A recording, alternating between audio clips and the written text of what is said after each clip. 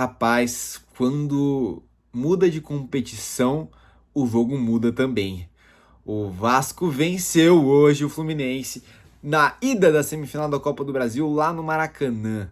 Muito prazer, eu sou o Thiago Golini, sou jornalista, sou comentarista esportivo e estou aqui para falar um pouco sobre esse Vasco 2, Fluminense 1, Maraca lotado de torcedores do Vasco, especialmente. Também uma boa parte, né, destinada à torcida do Fluminense. O Rio de Janeiro, um dos poucos lugares que a gente ainda tem a beleza das duas torcidas em um clássico como esse, o clássico dos gigantes, hoje lá no Maracanã, para decidir essa semifinal de Copa do Brasil, né? A ida da semifinal ela vai ser decidida mesmo no próximo domingo, a partir das 8h30, nesse mesmo estádio, mas aí comando do Fluminense, a maioria da torcida será tricolor. Uma partida em que o Vasco, assim, na minha visão inclusive, tá? Para mim o Vasco entra para essa semifinal de Copa do Brasil como o azarão entre os quatro times, porque o Cruzeiro fez um ano muito melhor, né? Não à toa foi tão bem no Campeonato Brasileiro. O Fluminense chega para essa reta final de Campeonato Brasileiro, especialmente, muito bem, 7 vitórias seguidas, 9 vitórias em 9 jogos como mandante no Maracanã. É isso com o Zubeldia. Então, assim, é um time muito sólido, é um time muito bom, que tem feito grandes partidas. E o Corinthians, por mais que tenha feito um final de ano oscilante, na Copa do Brasil sempre foi muito bem. Seja contra o Palmeiras, seja contra o Atlético Paranaense. Então, o Vasco não foi bem nem na reta final do Campeonato Brasileiro. Chega para essa semifinal de Copa do Brasil com 7 derrotas em 8 jogos. E além disso, chegou até a semifinal muito aos trancos e barrancos, passando nos pênaltis, né? Passou pelo Operário nos pênaltis, sofreu para passar do CSA, especialmente na ida, passou só nos pênaltis do Botafogo. Então, assim, o Vasco entra nessa reta final de Copa do Brasil, né, na semifinal, como o azarão entre os quatro. Mas, ainda assim, é um time que precisa ser muito respeitado. O Vasco é gigantesco. E vai tomando formas de voltar a, ao menos, ter o brilho do torcedor de disputar uma partida como essa e olhar e ter a chance de ganhar. E eu acho que isso fez muita diferença, porque enquanto tem bambu, tem flecha, como diz Everaldo Marques, o Vasco teve muito mais esse ímpeto na partida. Foi o time que brigou até o final, foi o time que buscou o jogo, foi o time que quis mais do que o Fluminense hoje. Em algum momento da partida, pareceu o Fluminense que estava aceitando 1-1. Não se arriscava tanto, o Vasco não, se arriscou mais, buscou o jogo. E aí, o que acontece? No primeiro tempo, o Fluminense confirmou o que era esperado. Era um time que ia se defender um pouco mais, né? O Fluminense normalmente não é um time não necessariamente que se posta no bloco baixo, mas o Fluminense não é um time que sempre quer ter a bola. O time do Fluminense, quando tem a bola, quer ser um time muito vertical. Domina, já busca velocidade. Com o Serna, com o Lúcio Acosta. O Lúcio Acosta normalmente é o jogador que aciona, né? O jogador na velocidade. Então o Lúcio Acosta tá aqui, ele já, já dá um passe rápido, já coloca o Serna na cara do gol, já colocaria o Soteldo. O Soteldo não fez um bom jogo hoje. Assim, não fez um jogo que comprometeu. Isso já é um ponto muito positivo, porque em vários momentos ele comprometeu e não acrescentou em nada.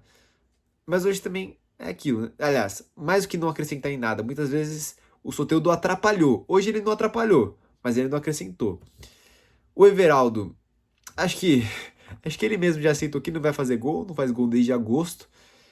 E hoje fez uma partida de muito esforço, sempre muito participativo, ganhando duelos, mas, né, na hora de definir também não teve nenhuma grande chance para ele definir, né? Então era o Fluminense que no primeiro tempo conseguia se defender bem, apesar do Vasco ter mais a bola, e buscava, quando o Vasco errava essa sua pressão, ou buscar as costas ali do Calvin Barros e do Thiago Mendes com o Lúcio Acosta, ou em certos momentos o Fluminense também enxergava que o Vasco estava mais inseguro nessa saída de bola e pressionava e apertava o adversário. Isso deu certo.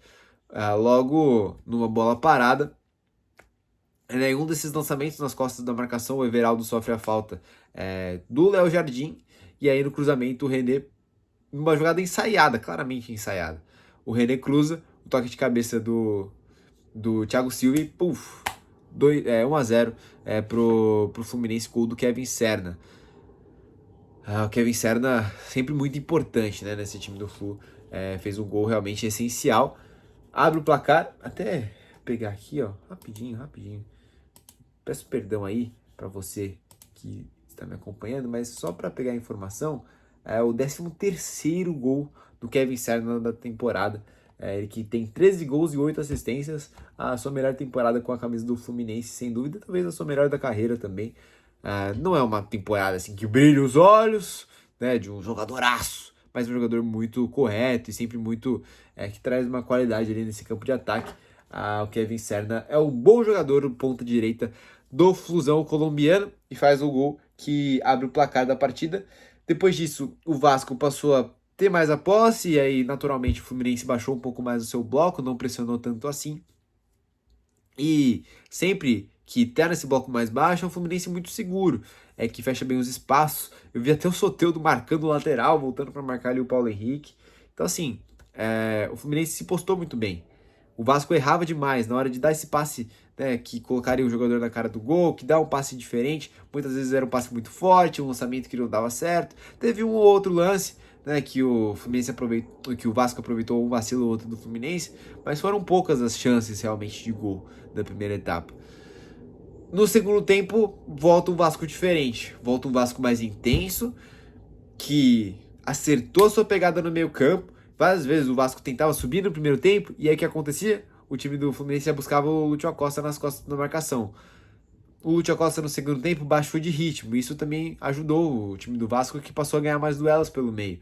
O Cauã Barros e o Thiago Mendes no primeiro tempo muito pilhados, inclusive a arbitragem hoje muito ruim, né? Primeiro tempo completamente picotado, e aí briguinha daqui, não subia um cartão amarelo para destacar. Destacar também o Freitas, que no primeiro tempo tava querendo entregar a paçoca de um jeito assim. Ele faz um pênalti, só que o Andrés Gomes estava impedido. Ele dá um pisão no Ryan, no braço do Ryan, que é bem duvidoso. Eu não daria o vermelho, mas ao menos o amarelo não tomou. Enfim, só esse parênteses aí para o primeiro tempo, que foi bom em termos de futebol, mas pouco tenso, e o Rafael Claus deixou o pau comer ali e não foi muito legal. Segundo tempo volta, e aí o Vasco, o que aconteceu? O Vasco começou a encontrar mais espaços. O Ryan deixou de ser um centroavante tão fixo e passou a movimentar mais, buscar mais jogo, e era o Vasco que naturalmente ia continuar buscando mais jogo. E aí, das jogadas ali, né, sendo trabalhadas, logo no comecinho do primeiro tempo, o Andrés Gomes consegue um avanço pelo lado esquerdo. O Andrés Gomes, que já era um cara participativo na primeira etapa, mas errava demais, né? Seja na tomada de decisão, seja na finalização. Ele consegue uma boa jogada pelo lado esquerdo, leva para a linha de fundo, cruzamento. O Nuno Moreira, muito inteligente, segundo tempo muito bom do Nuno Moreira, que passou a participar mais do jogo. Ele faz o facão por dentro e aí ele atrai. Ele vai, né, na direção do Thiago Silva, atrai o Freitas, que vai para cima dele, e aí vai os dois em um. Quer dizer que alguém ficou livre. O Ryan foi o jogador. 1-1. E aí, a torcida do Vasco foi a loucura. Peço perdão aqui, tô soluçando. Rapaz, que situação. Gol do Ryan, 20º gol do Ryan na temporada. 5º gol no campeonato da Copa do Brasil. Artilheiro da competição ao lado do Caio Jorge. E aí, o que acontece? Era momento de pressão do Vasco. O Vasco foi para cima, ainda criou mais chances, mas logo o Fluminense baixou um pouco o ritmo do Vasco. Conseguiu controlar um pouco mais o jogo, o Martinelli começou a dar alguns passes ali para dar uma baixada de ritmo, e aí o jogo ficou um pouco mais morno. Só que era um Vasco que ainda assim buscava o ataque, era um Vasco que arriscava mais. E aí, conforme o jogo foi caminhando para a reta final, fica aquela dúvida, né? Você se arrisca mais para buscar o 2-1 e vir para a volta com uma boa vantagem, mas você se expõe, ou você garante ali 1-1 e tá tudo certo. E ficou essa dúvida, né? O Fluminense até tentava, até fez algumas boas mexidas. Algumas boas mexidas não, algumas mexidas. A maioria ou manter o time na mesma ou piorar. Entrou o Hércules, o Keno e o Ganso. E, né, no lugar respectivamente, do Nonato, do Soteldo e do Lúcio Acosta. Então, como eu destaquei, no Lúcio Acosta abaixo no segundo tempo, o Fluminense também não criou muitas chances. Aliás, eu diria que não criou nenhuma. Teve uma outra com o Keno ali, que arriscou um pouco mais, mas o, o time do Fluminense não fez quase nada. De novo, Thiago Mendes e Calma Barros, segundo tempo, assim, muito bom mesmo. Os dois foram muito bem. E aí, o Vasco era quem se defendia melhor, quem buscava mais o ataque, e isso, em algum momento, foi premiado. O Diniz tinha colocado o Verratti, né, no segundo tempo, e aí numa jogada em que o Ryan sofre a falta do Hércules, levanta rápido, já cobra, aí consegue achar um bom passe, o Puma Rodrigues abre pro Andrés Gomes. Só um parênteses pro Puma Rodrigues, que deu 6 finalizações no jogo hoje. 6 finalizações. Pro lateral esquerdo. E assim, muitas das jogadas justamente por esse lado, canhoto do campo do Vasco, direita da defesa do Fluminense, o Samuel Xavier muito abaixo. De novo, no lado dele, cruzamento do Andrés Gomes, e aí o Verratti aparece de novo em cima do Freitas. Então um vacilo especialmente do Freitas e do Samuel Xavier hoje abaixo. O Thiago Silva não teve grandes culpas, mas poderia ter ao menos organizado um pouco mais esse sistema defensivo. O René também não, que é sempre um jogador muito correto. Então, mas especialmente o Samuel Xavier e o Freitas, hoje uma partida muito abaixo dos dois. E o Vasco aproveitou, toque de cabeça, sempre ele, né? Verratti é matador numa temporada, né, de altos e baixos. Ele faz um bom primeiro semestre, um segundo semestre bem ruim. É aí que aparecem jogadores como ele, né? Foi muito bem ali para ganhar de cabeça e explodir a torcida do Vasco que hoje esteve presente no Maracanã, né? O Maraca é nosso, gritava a torcida do Vasco, e foi deles mesmo. Hoje o Vasco mereceu, e é aquilo, né? A Copa do Brasil permite e proporciona situações como essa. Ontem o Corinthians, que, assim, em termos de desempenho e partidas, estava muito pior do que o Cruzeiro, foi lá e venceu bem o Cruzeiro. Hoje o Vasco vence. Talvez não foi tão superior assim, mas especialmente no segundo tempo o Vasco mereceu a virada.